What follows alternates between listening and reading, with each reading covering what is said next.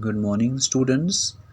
In our last class, we have discussed the process of respiration in the plants and animals, and then we have discussed there are two types of respiration, that is internal and external respiration. और उसके बाद हमने देखा कि जो respiration है वो again दो टाइप्स में बाइफरकेट किया जा सकता है, that is the aerobic respiration and anaerobic respiration. जब रेस्पिरेशन ऑक्सीजन की प्रेजेंस में होता है तो उसको हम बोलते हैं एरोबिक, और जब ऑक्सीजन की एब्सेंस में रेस्पिरेशन की प्रोसेस कैरी आउट की जाती है तो उसको हम बोलते हैं anaerobic, right. So now we are going to start with our next topic, that is the breathing and cellular respiration. So basically breathing क्या होती है और सेल्यूलर रेस्पिरेशन क्या होता है, इन दोनों में क्या डिफरेंस है. ब्रीदिंग मतलब एक्सटर्नल रेस्पिरेशन और सेल्यूलर रेस्पिरेशन मतलब इंटरनल रेस्पिरेशन, इन दोनों में क्या डिफरेंस है, this thing we are going to discuss here. It is the physical process in which the exchange of gases O2 and CO2 takes place. ये एक physical process होती है जिसमें क्या होता है, बेसिकली ऑक्सीजन और कार्बन डाइऑक्साइड का एक्सचेंज होता है. मतलब ऑक्सीजन इनहेल की जाती है और कार्बन डाइऑक्साइड जो है उसको रिलीज़ किया जाता है. और सेल्यूलर रेस्पिरेशन की अगर आप बात करें तो it is a chemical process in which the food molecules are oxidize to carbon dioxide and water. ये एक ऐसी केमिकल प्रोसेस होती है जिसमें कि फूड मॉलिक्यूल्स का ऑक्सीडाइजेशन होता है और कार्बन डाइऑक्साइड और वाटर जो है वो रिलीज़ होता है, राइट. नाउ अगर हम सेकेंड पॉइंट की बात करें तो it occurs outside the cell. जो ब्रीदिंग प्रोसेस है वो सेल के बाहर की जो होती है. It occurs inside the cell. और जो सेलुलर रेस्पिरेशन है वो सेल के अंदर होता है. तो ब्रीदिंग सेल के बाहर और सेल्यूलर सेल के अंदर. ब्रीदिंग में कोई एनर्जी रिलीज़ नहीं होती है, जबकि अगर हम बात करें सेलुलर रेस्पिरेशन की तो cellular energy is released in a gradual and step wise manner. Cellular में एनर्जी रिलीज होती है ग्रेजुअल और स्टेप वाइज मैनर में. Okay, so these are some of the differences between the these two type of these two type of respiration, that is the internal and the external respiration, right.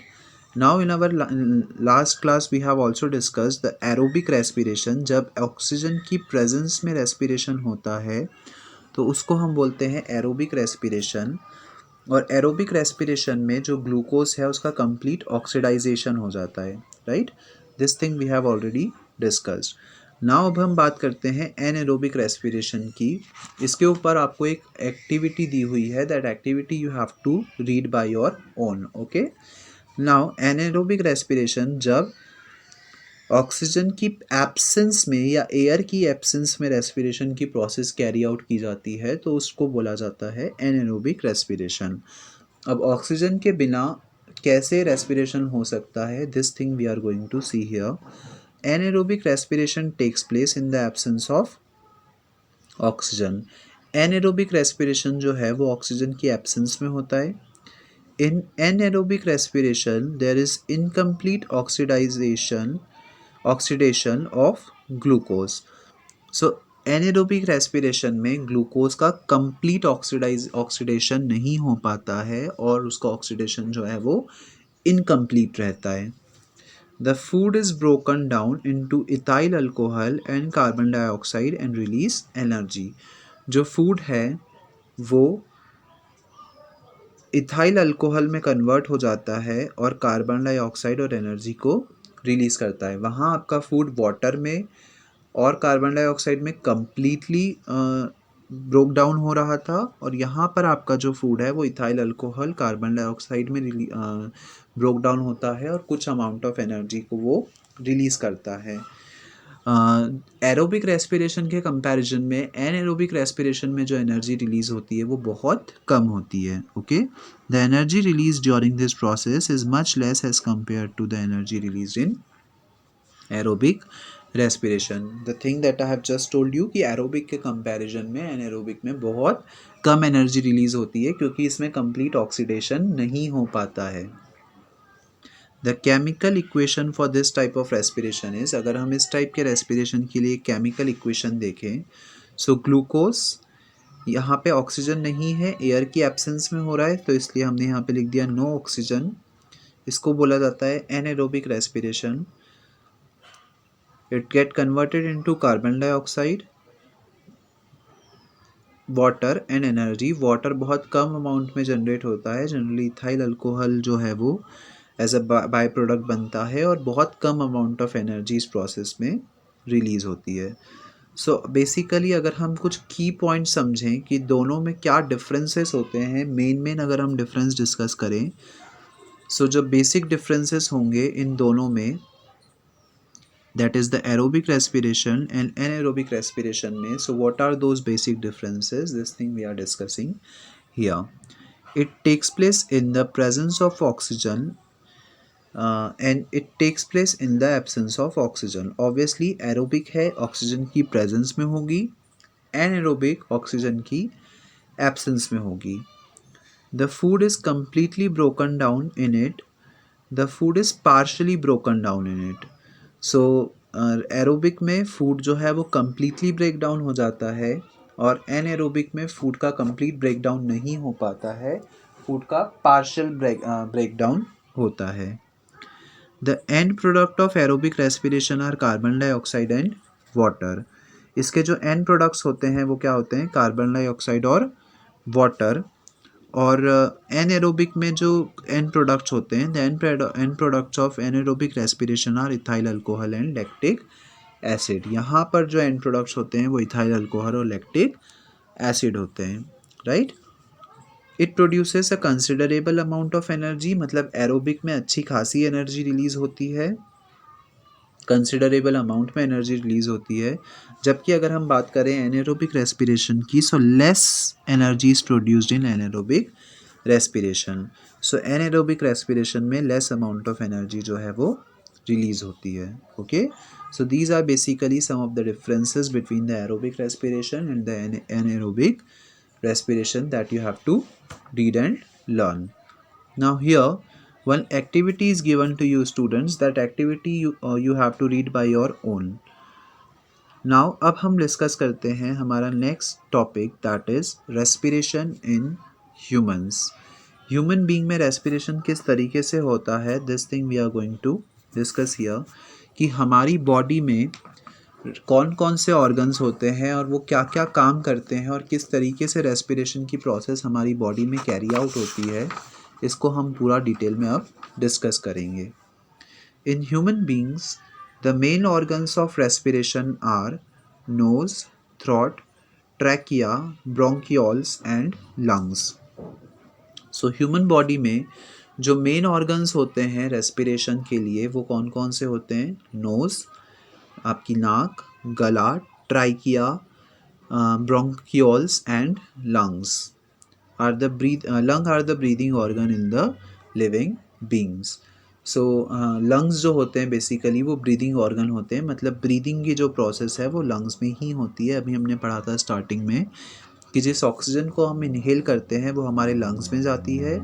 Lungs में basically क्या है, blood की tubes है, और वो blood की tubes में क्या होता है, वो ब्लड की ट्यूब्स में ऑक्सीजन के साथ मिलकर एनर्जी को रिलीज करती है, जिससे कि रेस्पिरेशन की प्रोसेस जो है वो कंप्लीट होती है, राइट.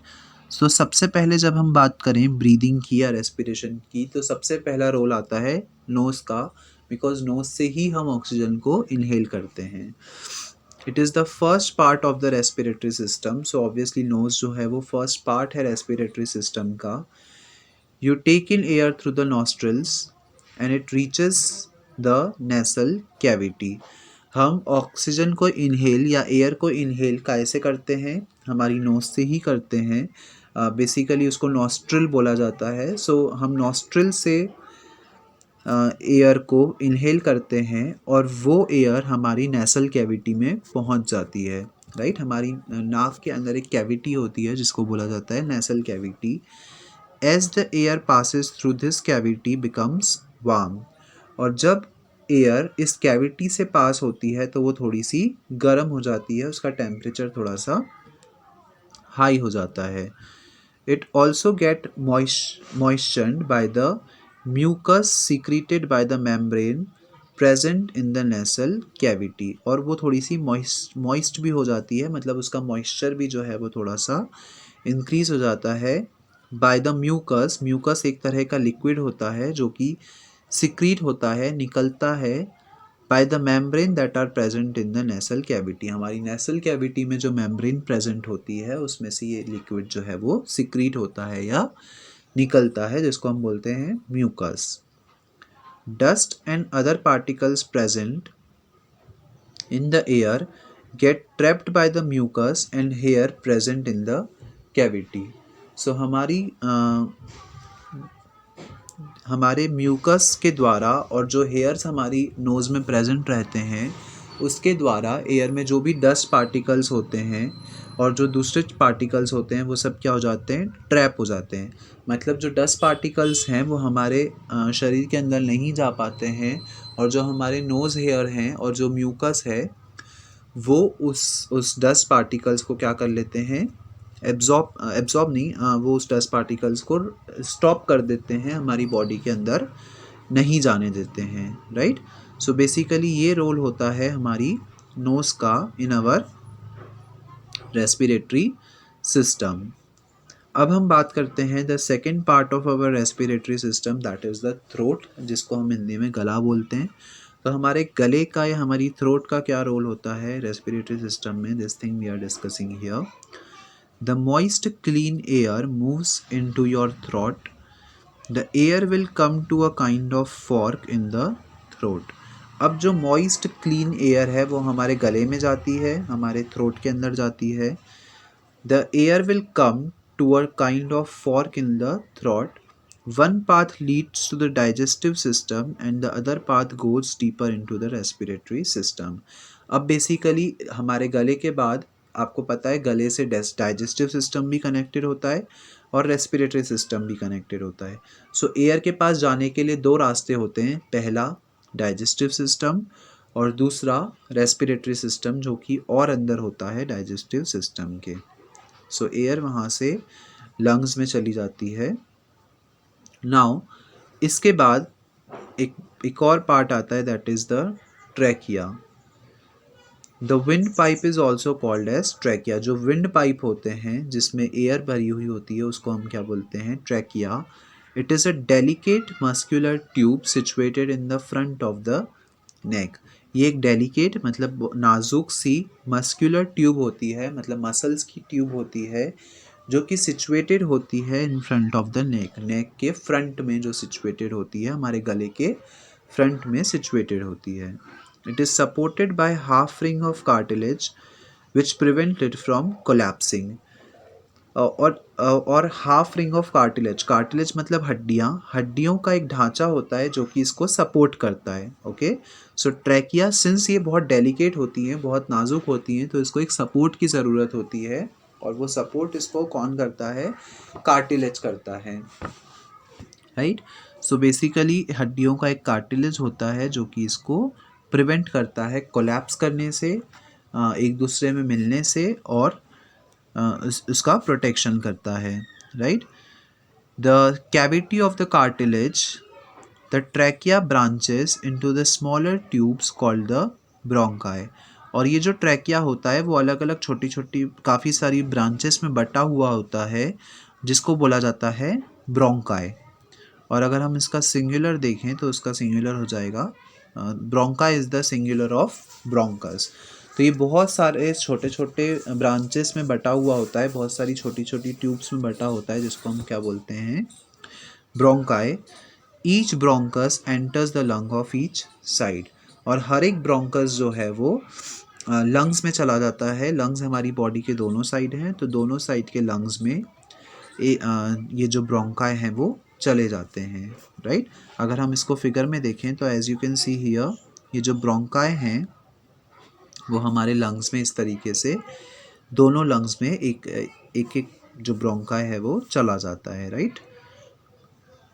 नाउ नेक्स्ट प्रोसेस अगर हम देखें, so the next process is the breaching. When you inhale breathing starts, जब हम इनहेल करते हैं, जैसे ही हमने ऑक्सीजन को अंदर लिया शरीर में, तभी से ब्रीदिंग की जो प्रोसेस है वो स्टार्ट हो जाती है, राइट। स्टूडेंट्स, यहाँ ब्रीचिंग लिखा हुआ है, that you have to correct, उसको आप ब्रीदिंग कर लीजिएगा। As you breathe in, air passes through the throat and into the trachea, and soon the air reaches into two tubes. जैसे ही हम ब्रीद इन करते हैं, सांस अंदर लेते हैं, तो जो एयर है वो हमारे गले तक चली जाती है और ट्रैकिया में चली जाती है, और जल्दी ही जो एयर है वो हमारे दोनों ट्यूब्स तक पहुंच जाती है, right. Each of these tube is called as bronchus, और इस ट्यूब को क्या बोला जाता है? ब्रोंकस बोला जाता है, राइट। जिसको अभी हमने पढ़ा ब्रोंकाई, जो एक मस्कुलर ट्यूब होती है। Each bronchus continues to branch into smaller tube, और हर एक ब्रोंकस की छोटी छोटी और दूसरी ब्रांचेस होती हैं। The bronchi and their many smaller parts are often described as forming an upside down tree. और ये एक ट्री के जैसा शेप दिखता है, राइट। मतलब एज अगर आप इसको यहाँ पे देखें तो यहाँ पे हमको ट्री जैसे, ट्री की बहुत सारी ब्रांचेस होती हैं, तो ये उस तरह का हमको एक शेप लगता है। तो हम ब्रोंकाइस को एक ट्री के शेप की भी समझ सकते हैं, कि जैसे एक ट्री की बहुत सारी ब्रांचेस निकली होती हैं, वैसे ही एक ब्रोंकस से बहुत सारे ब्रोंकस निकले होते हैं, right. The bronchi are described the thinnest branches of the balloon called alveoli. तो जो सबसे पतली वाली या जो सबसे थिन ब्रांच होती है उसको क्या बोला जाता है? alveoli. Okay, the alveoli make up most of the tissue of the lungs. जो alveoli होती है वो हमारे लंग्स के बहुत ज़्यादातर टिश्यूज़ जो हैं वो alveoli से ही बने होते हैं, या alveoli ही बनाती है। The main organs of the respiration. Each thin-walled alveolus is surrounded by a network of capillaries. और हर एक alveolus जो है वो काफ़ी सारी कैपिलरीज बेसिकली ट्यूब्स होती हैं जिसमें ब्लड फ्लो होता है। सो कैपिलरीज को आप एक ट्यूब की तरह समझ सकते हैं। सो हर एक alveoli जो है वो एक नेटवर्क ऑफ कैपिलरीज से कवर होता है, मतलब बहुत सारी कैपिलरीज से कवर्ड होता है। Here blood picks up the cargo of the oxygen from the air. यहाँ पे जो ब्लड है वो क्या करता है, सिंस कैपिलरीज, क्या कैपिलरीज मतलब ऐसी ट्यूब जहाँ पे ब्लड फिल्ड होता है, तो यहाँ से ब्लड क्या करता है, ऑक्सीजन को पिकअप कर लेता है या ऑक्सीजन को कैरी कर लेता है। Now oxygen from the alveoli passes into the blood, और ऑक्सीजन एलियोली से ब्लड में पास हो जाती है। अब क्या हुआ, जो ऑक्सीजन है वो ब्लड के अंदर चली गई, राइट। और इस तरह से जो ऑक्सीजन है उसमें ब्लड जो है वो, जो ब्लड है उसमें ऑक्सीजन जो है वो मिक्स हो गई, right. Flowing capillaries. Afterwards, the oxygen-rich blood will be pumped back to the heart and sent through the arteries to all the tissues of the body. और अब जो ऑक्सीजन रिच ब्लड होता है, आपको पता है हमारा हार्ट जो है वो पंपिंग करता है, और जो ब्लड है, ब्लड प्योरीफाई होना मतलब ऑक्सीजन रिच ब्लड जो होता है, प्योरीफाइड ब्लड जो होता है, वो हमारे हार्ट से हमारे दूसरे बॉडी पार्ट्स तक भेज दिया जाता है। किसके द्वारा? आर्टरीज के द्वारा। वो ब्लड वेसल्स जो प्योर ब्लड को कैरी करती हैं उनको हम बोलते हैं आर्टरीज, और जो इम्प्योर ब्लड को कैरी करती हैं उनको हम बोलते हैं veins. Okay, meanwhile the waste gas carbon dioxide passes from blood into alveoli. और जो कार्बन डाइऑक्साइड गैस होती है उसको ब्लड फिर से एल्वियोली में ही भेज देता है। With in seconds you breathe out the waste gas carbon dioxide, और उस कार्बन डाइऑक्साइड को हम क्या करते हैं, ब्रीद आउट कर देते हैं, मतलब बाहर भेज देते हैं हमारी बॉडी से। सो इस तरीके से बेसिकली ब्रीदिंग की प्रोसेस जो है वो कंप्लीट होती है। ऑक्सीजन के अंदर लेने से कार्बन डाइऑक्साइड के बाहर छोड़ने तक बहुत सारे ऑर्गन्स होते हैं जो इस प्रोसेस में इन्वॉल्व होते हैं। और अभी हमने देखा कि कैसे जो ऑक्सीजन है वो नोज़ से अंदर जाने के बाद थ्रोट से होते हुए ट्रैकिया तक जाती है, फिर ब्रोंकाइटस से होके, ब्रोंकस से होकर कैपिलरीज में जाती है, और कैपिलरीज से जो प्योर ब्लड है, जो वो ब्लड हार्ट तक जाती है और हार्ट प्योर ब्लड को हमारे दूसरे बॉडी पार्ट्स तक भेजता है. This whole process we have scene.